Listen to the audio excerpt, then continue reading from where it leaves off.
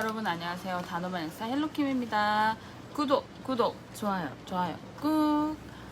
오늘은 어제 머리니 환자가 오신 거예요. 본인 따님 분께서 머리니에 걸렸다 그래가지고 의심된다 그래가지고 혹시 몰라서 온 가족이 함께 한다고 해서, 요즘에는 머리니가 많이들 없다고 생각을 하시잖아요. 우리나라 통계 자료는 잘 모르겠는데 미국만 하더라도 한 해에 주로 어린인데 600만 명에서 1200만 명이 이 머리니로 치료를 받고 있다고 합니다. 그리고 영국도 3분의 2에 해당하는 초등학생들이 초등학생을 졸업하기 전에 한 번씩은 다 머리니를 경험한다고 해요. 저 어렸을 때는 머리니 검사가 초등학교 때 담임 선생님이 하셨었거든요. 집에서 먼저 하고 그 다음에 학교 와서 담임 선생님이 한 번 더 검사를 하셨었는데, 요즘 초등학교에서는 어떻게 하는지는 모르겠지만 의외로 머리니에 감염된 친구들이 굉장히 많다는 거.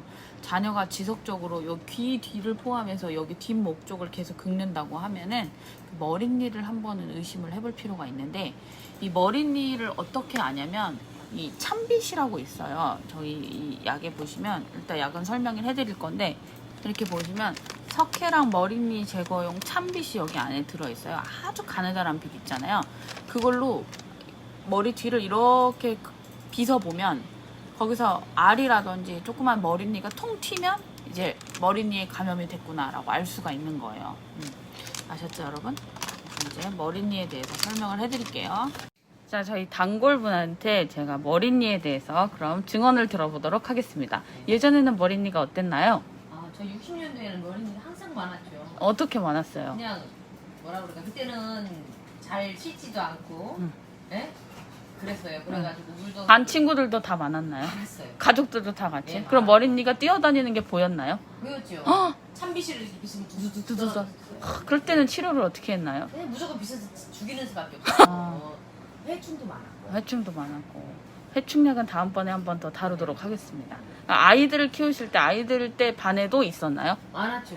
80년대까지는 있었던 걸로 제가 요즘도 많대요. 내 조카들이 80년대 상생인데 조카들도 많았고, 저희 아들도, 우리 아들은 없었어요. 네. 조카들 등판하나요? 조카들? 저도 엄청나게 많았어요. 머리가 어. 굉장히 길었는데 나중에 우리 어머니께서 밤새 잡으셨어요, 석회를. 그래 나중에 결국 머리를 떡 잘랐어요. 그 머리를 자르면 짧은 머리는 좀 더 유리하나요? 아니요, 자를 때 뚝뚝 떨어졌어요. 그 정도로 많았어요. 다 옮잖아요, 가족들이. 다 옮지요. 그래서 우리 저희 어머니가 밤새 잡았어요. 그럼 집안에 이불 같은 건 어떻게 했어요? 이불에도 옛날에 널어놓고 그래도 건져. 햇빛에다 말리고. 햇볕에다 말리고.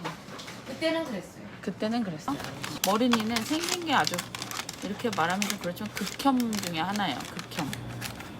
극혐 중에 하나고, 이 머리랑 머리가 이렇게 맞닿아야 감염이 돼요. 그러니까 예를 들어서 애들끼리 씨름한다고 머리를 댔는데 한 명이 머리니에 감염이 된 상태인 거예요. 그러면 다른 친구도 감염이 되고, 썼던 모자 있죠? 썼던 모자를 썼는데 친구가 야, 내 모자 좀 쓸게 하고 딱 썼으면 그것도 또 감염이 돼요.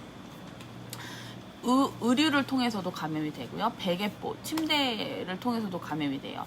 그렇지만 뭐 그렇게 직접적으로 닿지 않았으면 같이 생활을 한다고 해서 감염이 되지는 않아요, 머리니에.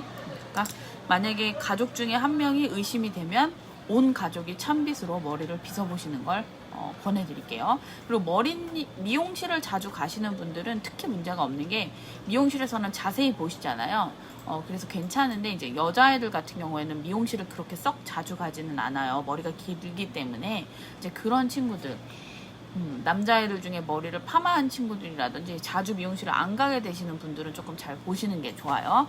이 빗으로. 그리고 한 번 감염이 됐던 친구들은 조금 관찰을 하시는 게 중요합니다. 약은 크게 3가지 종류가 있어요. 펄메스린, 피레스린, 린데인 이렇게 있는데, 펄메스린은 피레스린의 좀 더 합성화된 피레스린이기 때문에 같은 계열 약이고요. 린데인은 조금 달라요. 저희 약국에는 이렇게 라이센드 플러스 액이라고 돼 있고, 피렌스린 계열이고, 그 피렌스린이라는 성분을 국화꽃에서 추출을 하게 돼요. 그래서 펄메스린이라든지 피렌스린 계열 약을 사용을 하실 때는 국화꽃에 알러지가 있다거나 그러면은 사용을 하시면 안 되세요. 얘네들의 기전은 뭐냐면 기생충의, 그러니까 머리니는 기생충의 하나거든요. 기생충의 기전을 호흡할 수 있는 채널을 차단시켜요. 그래서 호흡을 마비시키면서 죽이는 건데, 이 라이센드 플러스액 같은 경우에는 피렌실린 계열이고, 이거는 효과가 굉장히 빨라요. 10분에서 20분 사이에 이 기생충을, 그러니까 머리니를 죽이게 되고요. 자, 그럼 이제 어떻게 사용하는지를 알려드릴게요.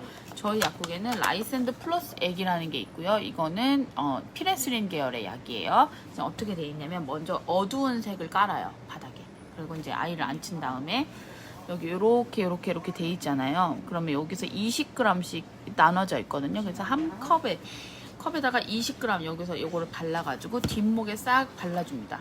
머리 요 귀 뒷부분에서 뒷목에 싹 이렇게 발라준 후에 10분 정도 방치를 해요. 이렇게 싱크대에 목욕탕에 물을 받아도 되고, 흐르는 찬물에다가 머리를 헹궈줘도 돼요. 그 다음에 이제 요걸로 요 석회빗 있죠? 그래서 이제 찬빗으로 빗어내게 되면 알이라든지 있던 석회라든지 이가 나오기 때문에 발견이 되게 되는데, 만약에 그 그러니까 어두운 색 계열의 매트를 안 하고 이 빗을 빗어서 하시면은 걔네들이 튀어가지고 다시 재감염이 될 수 있거든요. 그래서 바닥에 튀는지 안 튀는지 잘 봐야 되고요.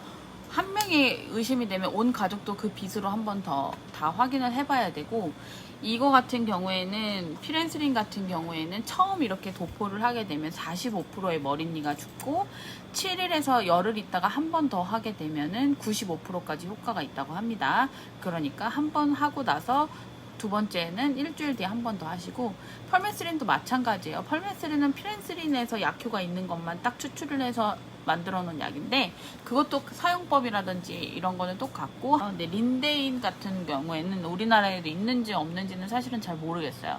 린데인은 사분을 방치한 다음에 일주일 있다 한 번 더 하는 건데, 얘는 신경 독성을 일으키는 약이에요. 그래서 조금 더 강력하죠. 그래서 린데인 같은 경우에는 어린애들보다는 어른한테 조금 더 좋고요. 네, 만약에 아이가 머리니에 감염이 됐다, 그런 경우에는 이제 집에 있는 침구라든지 썼던 빗이라든지 아이의 모자라든지 이런 거는 적어도 15분 이상에서 30분까지 60도의 물로 소독을 해야 된다고 해요. 그래서 60도 이상의 물로 소독을 하고 세탁을 하시는 걸를 권장해 드리고, 이게 사타구니에도 나시는 분들이 있어요. 옷 무시는 분들이 있어요. 성관계를 통해서 뭐 사면발이라든지 이런 걸로 감염이 되시는 분들도 똑같이 사용을 하시면 돼요. 건조해진 상태에서 약을 바르고 10분 정도 방치한 다음에 헹궈내시고 그 빗으로 빗어내신 다음에 일주일 있다가 한 번 더 사용을 하시면 됩니다. 여러분, 오늘은 이 정도면 될 것 같고요.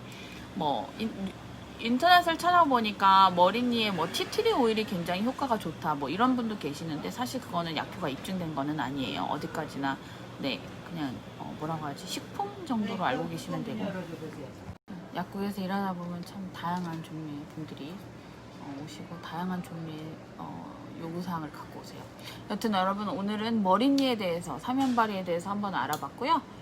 더 궁금하신 사항이 있으신 분들은 댓글로 남겨주시면 제가 빨리 연락드리도록 하겠습니다. 자, 그럼 여러분 안녕.